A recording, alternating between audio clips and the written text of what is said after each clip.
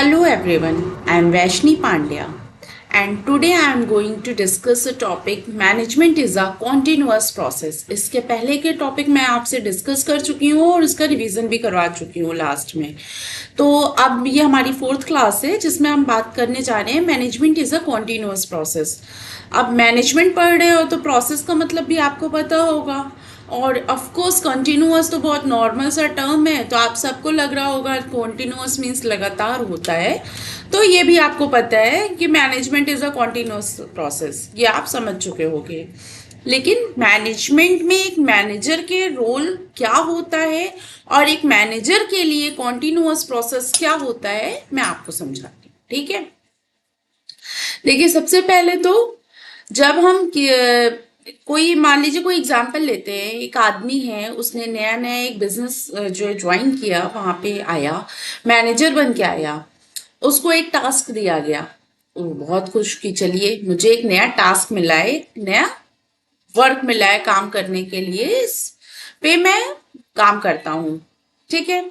उसको कुछ ऑर्डर्स मिले जिसको करना था, उसको मैनेज करना था, उसको समझ में आया, उसने शुरू करी प्लानिंग, ठीक है। सबसे पहला क्या स्टेप होता है मैनेजमेंट का? प्लानिंग, उसके बाद ऑर्गेनाइजिंग, फिर डायरेक्टिंग, फिर स्टाफिंग, फिर कंट्रोलिंग। इसमें और भी प्रोसेस होते हैं, आप चाहिए तो ऐड कर सकते हैं, कोऑर्डिनेटिंग होता है एंड और भी चीज़ें होती हैं, वो सब मैं आपको बताऊंगी। अलग अलग राइटर के हिसाब से अलग अलग और भी स्टेप्स होते हैं। कुछ राइटर्स कम स्टेप्स में ही डिफाइन कर देते हैं मैनेजमेंट को, कुछ राइटर्स और ज़्यादा स्टेप में उसको मतलब डिफाइन करते हैं, तो ये है। लेकिन फर्स्ट स्टेप जो होता है वो प्लानिंग होता है, ठीक है। अब नया नया मैनेजर आया, उसने प्लानिंग करना स्टार्ट कर दिया, बहुत मेहनत करी, 4-5 दिन 6-7 दिन लगातार उसने मेहनत करता गया प्लानिंग के ऊपर कि एक अच्छी प्लानिंग होगी तो मैं आगे का काम बहुत अच्छे से और बहुत ईजिली स्मूथली कर लूँगा, ठीक है। उसने प्लानिंग करी और फिर उसने क्या किया, इंजॉय करने शाम को पार्टी करने चला गया। उसने आगे के प्रोसेस के लिए नहीं सोचा, उसने सोचा कि प्लानिंग हो गई, ये मेन फंक्शन है और मैं अब पार्टी करने चला जाता हूँ। वो पार्टी करने चला गया, उसको कोई और मिलता है, वो कहता है कि आप यहाँ क्यों आए हो, क्या करने के लिए। वो भी फैक्ट्री का ही पर्सन था, उसका जान पहचान था, वो जानता था ये मैनेजर है। तो उसने बताया कि आज मैंने प्लानिंग कंप्लीट कर ली है इसलिए मैं पार्टी करने आ। तो उसने कहा अगर आप इसलिए खुश हो रहे हो कि आपने प्लानिंग कंप्लीट कर ली है इसलिए आप इंजॉय करने आए हो, तो आप बहुत ही गलत हो। मैनेजमेंट में ऐसा नहीं होता है, ठीक है। मैनेजमेंट में लगातार आपको वर्क करना पड़ता है, आपको लगातार सोचना पड़ता है। आप प्लानिंग के बाद बैठ नहीं सकते हो कि आप प्लानिंग के बाद आप बैठ गए, अब तो मेरा सारा काम हो गया, अब आगे का काम तो धीरे धीरे स्मूथली आराम से चलता रहेगा। आपको सारा काम बहुत ध्यान से स्टेप बाय स्टेप उतना ही टाइम दे के करना पड़ता है, ठीक है। प्लानिंग के बाद ऑर्गेनाइजिंग आएगा, डायरेक्टिंग आएगा, स्टाफिंग आएगा, कंट्रोलिंग आएगा। इसके जितने स्टेप्स होते हैं ये लगातार इसी सीक्वेंस में करते रहना है। अब आपके मन में एक क्वेश्चन होगा कि मैम एक बार हमने ये सारा कंप्लीट कर लिया, अपना एम अचीव कर लिया, अपना टारगेट, तो मेरा काम पूरा हो गया, फिर तो मुझे कुछ नहीं करना होगा। लेकिन ऐसा नहीं होता है। अगर आप किसी बिजनेस में हैं, आप कुछ प्रोडक्शन कर रहे हैं और किसी मैनेजमेंट में है, कोई आपका काम चल रहा है, तो आपको नेक्स्ट टारगेट दे दिया जाएगा अचीव करने के लिए। फिर उसके लिए आपको प्लानिंग करनी होगी, ऑर्गेनाइजिंग करनी होगी, डायरेक्टिंग करनी होगी, स्टाफिंग करनी होगी। तो ये सब पूरा सीक्वेंस में होता है। ये हो जाता है कि आप इतने उस चीज़ के लिए मेच्योर हो जाते हो कि आपको चीज़ें ईजिली फिर समझ में आने लगती हैं कि आपको क्या करना है क्या नहीं करना है। इस स्टेप में ये ईजिली हो जाएगा, उस स्टेप में ये माइनस हो सकता है, उसमें वो प्लस हो सकता है, ठीक है।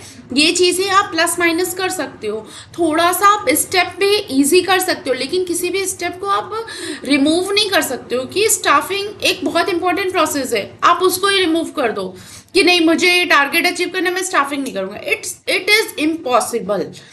तो management is a continuous process का मतलब सिर्फ इतना होता है कि जो सीक्वेंस है वो हमें बार बार कंप्लीट करना है, बार बार इसी तरह से दोहराना है, रिपीट करना है। पहले हमें प्लानिंग करनी है, फिर ऑर्गेनाइजिंग करनी है, फिर डायरेक्टिंग करनी है।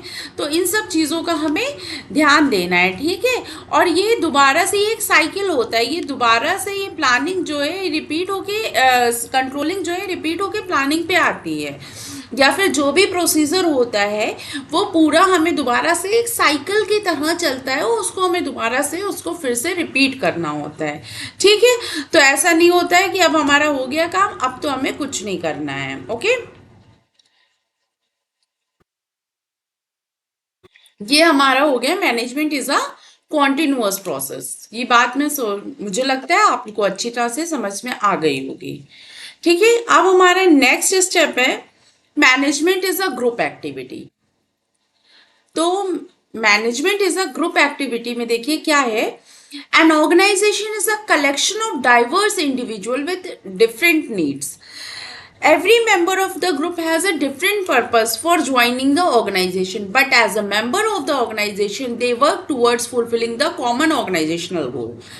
देखिए, मैनेजमेंट एक ग्रुप एक्टिविटी है, हम सबको मिलके अलग अलग वर्क करना होता है, लेकिन अचीव एक टारगेट करना होता है। हमारा जो टारगेट होता है वो एम एक ही होता है, हमारा एक ही एम है जिसको अचीव करने के लिए हम सब ग्रुप एक्टिविटी करते हैं, या फिर हम सब अलग अलग एक्टिविटी करते हैं अपने एक टारगेट को अचीव करने के लिए, ठीक है। अब हम किसी ऑर्गेनाइजेशन में आए हैं, हम ग्रुप एक्टिविटी भी कर रहे हैं, हम अपने अपने एक टारगेट को अचीव करने के लिए अपना अपना काम भी कर रहे हैं, लेकिन हर किसी का एम अलग होता है ना। किसी का मतलब आई मीन टू से कि एम का मतलब ऑफिशियल तो आपका एम एक ही होगा कि आपको ये टारगेट इतने प्रोडक्शन करना है, आपको ये अचीव करना है, ये आपका गोल है, ठीक है।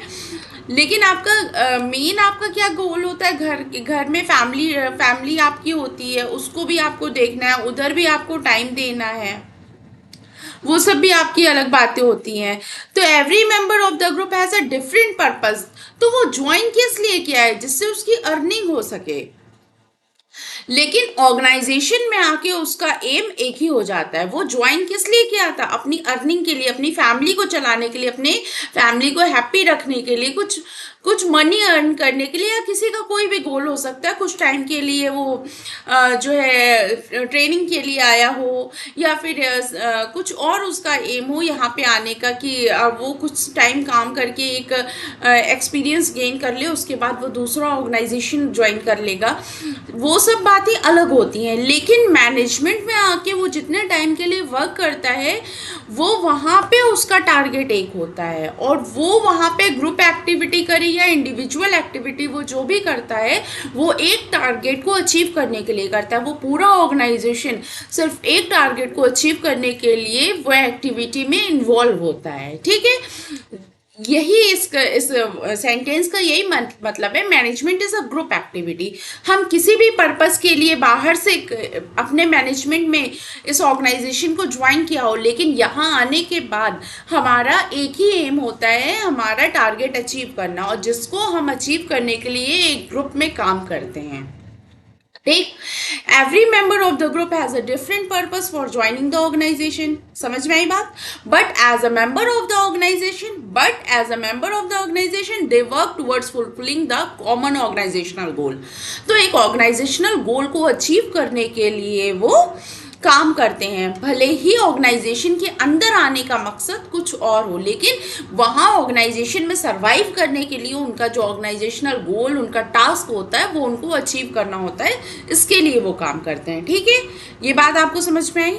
फिर this requires team work and coordination of individual efforts in a common direction. अब इसके लिए क्या ज़रूरी होता है, इसके लिए ज़रूरी होता है कि हमारे पास क्या स्किल हो, टीम वर्क की स्किल हो। ऐसा नहीं है कि तुमने मना कर दिया तो जो है अब मैं कहीं और किसी और डायरेक्शन में भटक जाऊंगा, ऐसा नहीं है।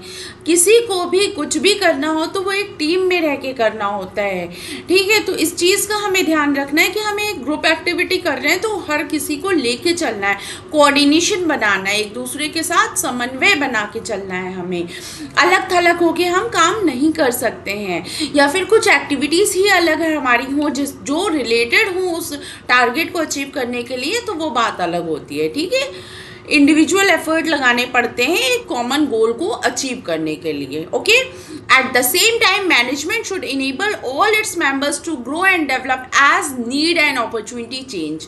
देखिए यहाँ पे यही बात आ गई, मैंने आपको समझाया था शुरू में कि हर किसी की ज्वाइन करने का मकसद अलग होता है, लेकिन ऑर्गेनाइजेशन के अंदर ज्वाइन करने के बाद उनका मकसद सेम हो जाता है कि इस टारगेट को हमें अचीव करना है। जब हमने ऑर्गेनाइजेशन ज्वाइन नहीं किया था उससे पहले हमारा जो फैमिली मेम्बर्स थे या जो भी हमारा मैटर था, हमने जिस वजह से सर्टिफिकेट लेने के लिए ज्वाइन किया या कुछ अर्निंग के लिए ज्वाइन किया, जो भी था, वो हमारे जो ऑर्गेनाइजेशन के हेड होते हैं उनको इस बात का ध्यान रखना पड़ता है कि हमारे एम्प्लॉयज़ जितना सेटिस्फाई होंगे वो इतना ही अच्छा अपना बेस्ट देंगे। तो हमें हर एम्प्लॉय की इंडिविजुअल जो नीड होती है उसको भी सेटिस्फाई करना होता है, हमें अपने एम्प्लॉय को भी हैप्पी रखना होता है, एक अच्छा एटमॉस्फेयर देना होता है जिससे कि वो एक हैप्पी एटमॉस्फेयर में अपना काम कर सके और टारगेट को अच्छे से अचीव करने में ज़्यादा सहयोग दे सके।